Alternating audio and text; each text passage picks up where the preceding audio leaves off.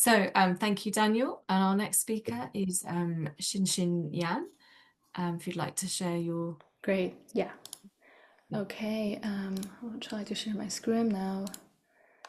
And Let me see. this presentation is called The Interpretation of Similes and Novel Category Crossing Metaphors. Great. Can you see the slides? Yes, okay. No, we can see your screen, but we can't see the slides. We can see your You cannot desktop. see the... All right, so sure, let Sharing the me wrong... drag it. Okay. wrong Sorry, just take a moment. We did see them briefly. Ah, yeah. Oh yeah, okay, you can see it now. Yeah, if you just Can make you it see full it now? screen. All right. Continue to share. Right, I believe that you can see. Yeah, if you just want to change it from presenter view so we don't see your Oh, name. right, okay. There are three little dots under the screen. You can... So I think because I have two desktops, so I'm trying to Oh, yeah. well, play from start. Oh gosh, how can I You can try to go back to where exit? you were. Yeah, let me maybe I'll just try to share the other screen. Sorry. Desktop to share it, and then I'll drag my slash there. Okay. Okay. Right. I'll just introduce your talk again, and then we can cut this bit off. Great. So the title of this talk is The Interpretation of Similes and Novel Category Crossing Metaphors, and you're all good to go. Yes, thank you. Thank you so much, Kate. Okay, so today I just wanted to share you some of my recent work on the interpretation of similes. And because since the very core challenge that persists in the interpretation of simile, they they also occur in the interpretation of novel category crossing metaphor. So hopefully some of the solutions or ideas I share here can also be applied in accounting for novel category crossing metaphors. Well, I guess before we actually step into considering the question of how are simile interpreted, we may find it helpful to consider and asking ourselves another question, which is what are similes? So actually, even though we do have like a commonly shared understanding of simile, of them being figurative comparisons, but then once you think more about that answer, you soon will realize then what is figurativeness in the case of comparison statement.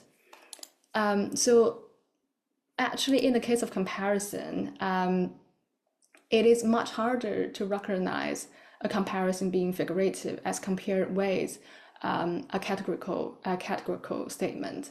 So we will like identify this sentence as being a metaphor because it is semantically false. So in most of the cases, we can rely on semantic anomaly to identify whether a given X is a Y form kind of categorical statement, whether it is being intended literally or figuratively. But then when it comes to a comparison statement, somehow it seems that almost every comparison statement is semantically true because we have this idea of everything is like everything else in the world. So if that is true, then every outer comparisons is semantically true. So therefore, we couldn't really rely on semantic anomaly to really tell apart figurative comparison and literal comparisons because they are all, both of them, they are semantically true. But even with metaphor, the semantic anomaly isn't 100% reliable because we can have a case like no man is an island where the literal meaning is true, but then it isn't the literal interpretation of this sentence that the speaker is trying to communicate. Actually, well, similes are comparison statement. They work just like those kind of metaphor, where even though the literal meaning of this is true, but it is not the literal resemblance between John and cactus that the speaker is trying to communicate, if they are actually intending this comparison to be understood figuratively.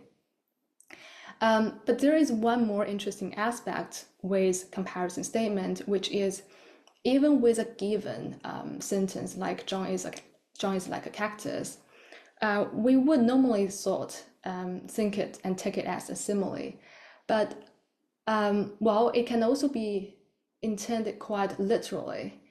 Like in one case, when you want to intend it figuratively, we may want to attribute that John is, he is prickly, and he is unfriendly and hard to get close to.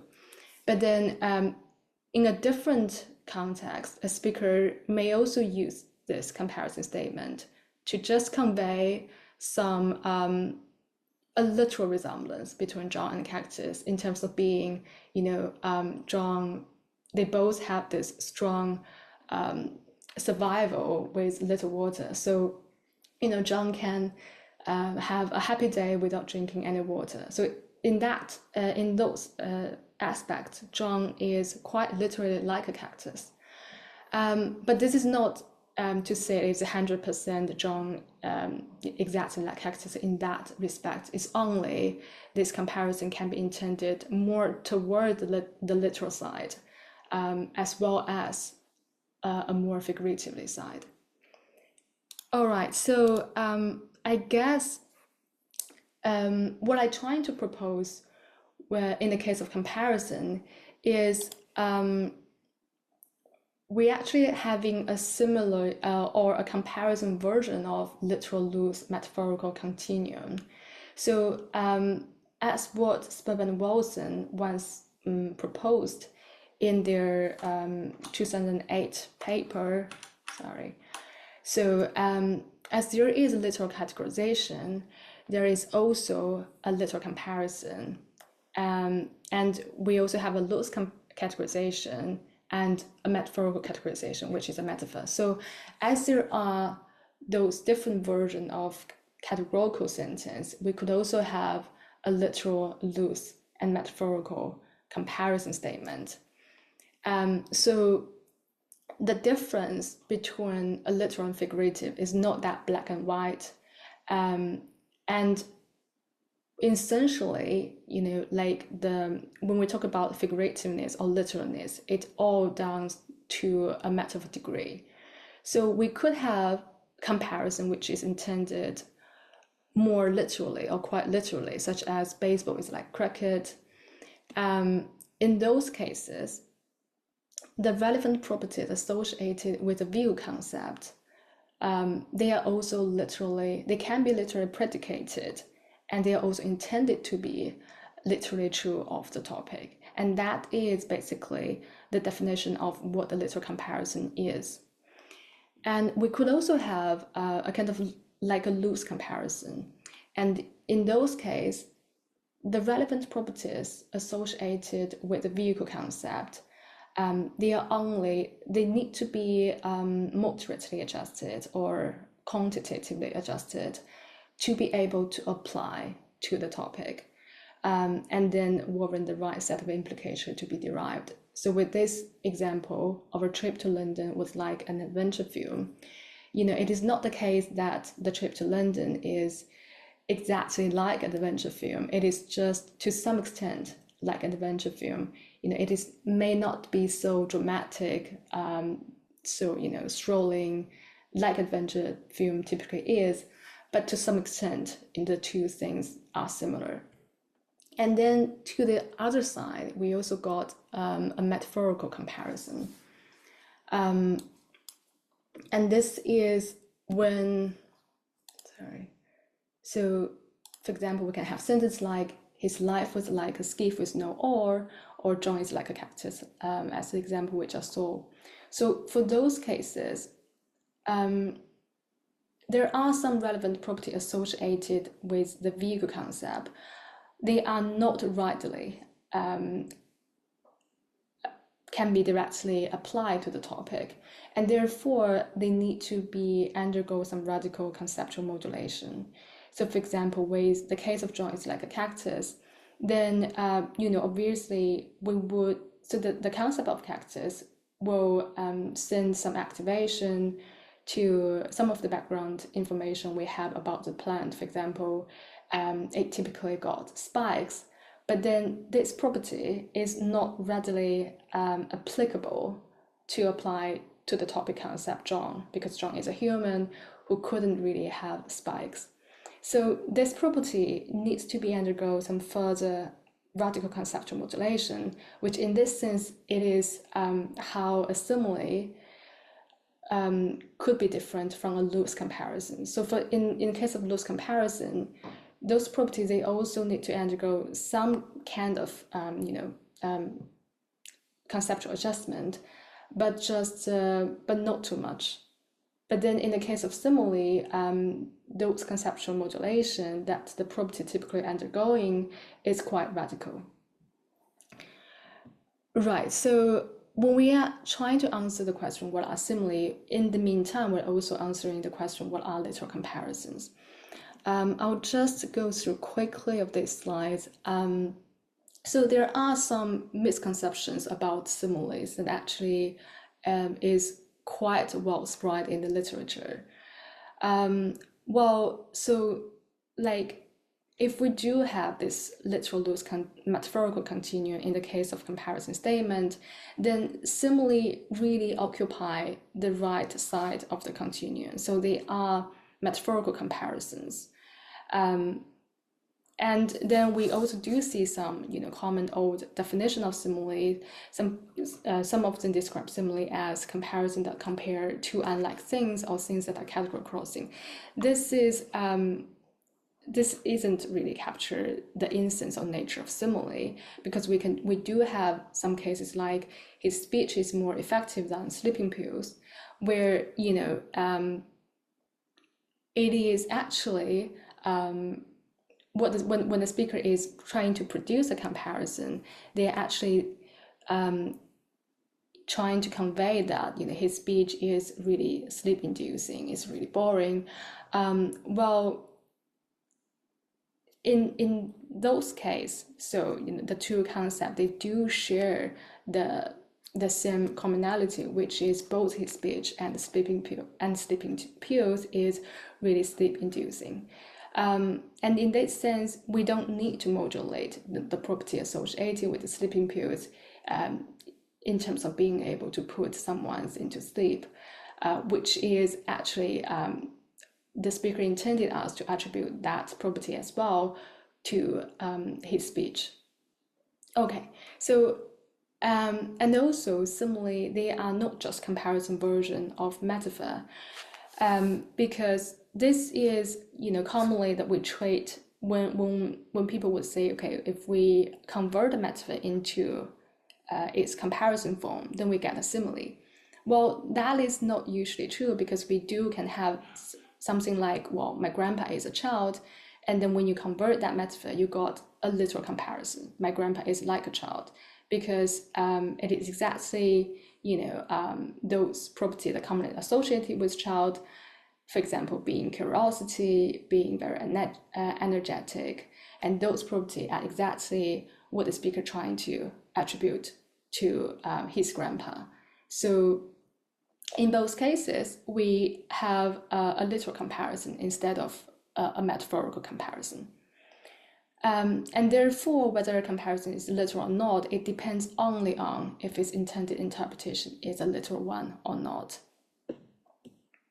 Okay, so now we're getting into the more interesting part, which is how a simile is understood. And let me just briefly go through some of the traditional, the previous literature. How do people used to say that similes are interpreted? Well, usually when people facing the question of how do similes are interpreted, they would try to explain the process by saying, similes are processed as comparisons. So therefore, what this like okay, what this sentence do is like a vowel is interpreted, is that you just think of the feature sets associated with each of the concept and trying to compare, and in order to find a common matches between the two feature sets. And that is what a feature matching account typically propose. And we also get a more complex comparison account, which would propose that it is not the attributional property that people are looking for, but when they are comparing the feature sets of the two concepts, what they are doing is they're trying to find so we can, with this particular example, Socrates is like a midwife. Then what people, when they're trying to interpreting the comparison, what they do is they're trying to map. So first they would try to activate the corresponding background knowledge associated with each concept, and then they're trying to map, the components that occupy the similar rule in the common structural relationship. So for example, with this simile, Socrates is like a midwife, then the common structural relation property that shares between the two domains is they both help someone to produce something within them. And then, so you would try to map agent that occupy the same rule in this common relational structures between the two domains. Well, either cases with the comparison account is you trying to finding, like either it is a common attributional property or a common relational property. So comparison account would propose that you need to having this symmetric comparing process between the two concepts, and then the goal is trying to looking for the commonalities. But then there are certain properties that when we apply a comparison account, try to explain the interpretation of a comparison statement, we would soon find out that sometimes finding a shared which is not trivially sharing property isn't that simple, and sometimes it is even impossible. So this issue is firstly noticed by Ottoni, and he described it as attribute inequality, which basically it refers to a phenomenon that the kind of matches that are found from a comparison process, they only match metaphorically or at a higher level of abstraction. So therefore, for example, with a simile, my lawyer is like a shark, then a typical comparison account may say, okay, the commonality shared between the lawyer and the shark can be they are both predatory, aggressive, vicious, and dangerous.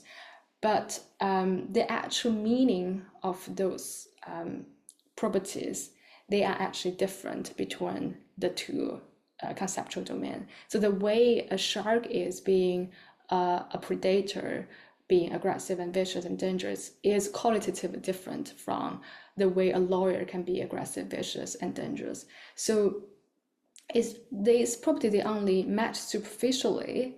We do use the same words to express, but actually the same words are used to express different meaning. And the other issue is it turns out lots of the comparisons we produce in communication are intended to be informative.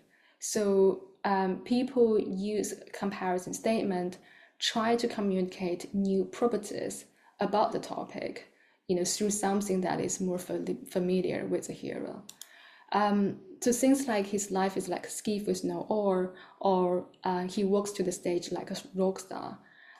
Then for these cases, the hero typically have no knowledge about what his life is like, or the kind of, or maybe the hearer wasn't there to see, he's walking to the stage. So in both of the two cases, the speaker is trying to communicate new information and new property to the topic by using something that is familiar to the hearer. So while the relevant properties is getting attributed to the topic, which are not part of the hearer's knowledge of the representation of the topic at the time when the utterance is produced. And in both of the two cases, like here, it does not necessarily evoke a processing of comparing, but it can be just used as a tool to transfer some knowledge from the vehicle to the topic. And obviously, because the hearer doesn't have sufficient knowledge of the topic, they then couldn't really initiate this comparing process. Okay, so another thing is, do we still need to care about similarity when it comes to utterance interpretation? It seems that even though a lot of cases when we're using a comparison statement, we're actually trying to use it as a vehicle to communicate a new property about the topic, instead of really trying to produce that A is like B, trying to produce a similarity relationship between A and B. So the real focus of trying to communicate a comparison is to use it as a tool to communicate some new properties about the topic, instead of just sharing like A is like B in certain perspectives. Okay, I'm gonna skip the rest of the points. Well, like this is just to say, even though a mental comparison process isn't typically evolved when we're trying to interpret a comparison, I'm not 100% against that the comparison process never take place when the hearer encounters a comparison statement. Well, it may occur when the hearer feels like to assess or evaluate the similarity between two things. So, for example, this ramen is just like this one we had in Japan. If I out this comparison to my friend, then he may be very likely to initiate this kind of comparing process. So to sort of derive what exactly are the commonalities, actually comparing this ramen we have now with the ramen we had before in Japan. So, but like to really embark on this feature matching or structure mapping process, it always requires the hearer to have sufficient knowledge about both of the things or situation being compared. And the comparing process seems to be very useful when a person trying to assess the acceptability, the truth or appropriateness of the similarity statement. But its actual rule in guiding us towards the right speaker's meaning is very limited. Okay, so then how will relevant theory expand the interpretation of comparison statement? Well, Spurb and Wilson, they once made the following statement in their 2008 paper. So they said all human intentional communication works in the way outlined above, which is that the communicator produces a piece of evidence of her meaning, which is an ostensive stimulus, and then the addressee infers her meaning from the piece of evidence and the context. So in the case of comparison statement, the question that we'd like to ask is essentially, how do hearers infer the speaker's intended meaning from her altered comparison statement and the context where the statement is produced? And also in specific, we'd like to know, how does expectation of relevance guide the comprehension of a comparison statement? Well, it will be very useful if we just consider all the questions with a specific example. So let us do first with a literal comparison. So this is the conversation between A and B. And A said, oh, I can never finish reading Ulysses. It is so hard to understand. Do you know any other book of James Joyce that are easier to read? How about Finnegan's Wake? And B replied to A's question saying Finnegan's Wake is like Ulysses. Right. Let's just go through the inferential steps in interpreting this comparison step by step. We're running a little bit tight of time. You've Oh, had over 20 minutes now, so if we could just wrap up. I really oh, hate to, great. but Great. Thank you. Right. Okay. questions. Yeah. Right. Okay. So, so maybe I'll just quickly just to point out the main point. Well, so basically, what I'm trying to say with this inferential steps is, well, B's utterance, for B's utterance to achieve relevance, so B is supposed to give an answer to A's question whether this book is readable or not, and then for B's utterance to be contextually relevant, we know that B only uttered Finnegan's Wake is like Ulysses. But for his utterance to be contextually relevant, he must intend to communicate a more specific assumption, which is Finnegan's Wake is like Ulysses in terms of being equally difficult and challenging to read. And then from that, A can derive an implicit conclusion, which is, well, then Finnegan's Wake is not readable. So the point is, the linguistic meaning coded in the comparison statement is it's not really the speakers trying to explicitly communicate. It only captures part of it, but it meets a critical aspect, which is, whenever you say A is like B, then you need to be very specific in determining in whatever relevant respects A is really resembles B. So, and that the more specific or the more enriched proposition is what being communicated by the speaker, and from where an implication can be derived. Right. Sorry, I didn't have so many time to go through the more interesting part. Right. So I think I'll just go to the conclusion page. So the interesting thing with interpreting simile, I just say a bit more here, is we also need the actual respect component to be inferred from the context. And then we can have like a more propositional explicator communicated. But the interesting thing with simile is usually there are nothing. So most property associated with the view concept couldn't be readily applied to describe the topic. So therefore, we need to have this a radical conceptual modulation of the relevant property for it to be applied to be described the topic. Well, so like the main point would be both so the interpretation of comparison statement from a relevance theory perspective is they following a selective property attribution process.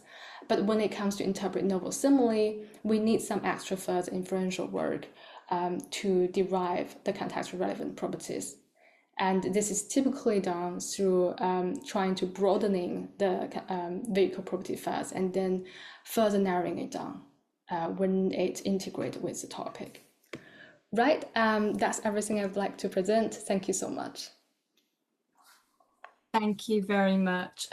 Unfortunately, I don't think we have time for questions. I know we started late, but I've kind of allowed for that, and we're needing to give people a bit of a break. So I think that's the 30-minute slot. But thank you ever so much for your presentation. And maybe people can get in touch if they have something they want to discuss with you after. Great, thank you.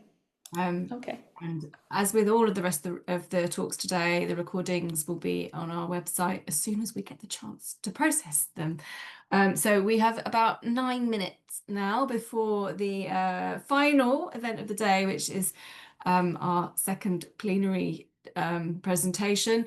Just to make sure everyone's aware, that will be in this room, in room B. Don't ask why, it's logistical UK Japan issues that we have they're having the second plenary in room B.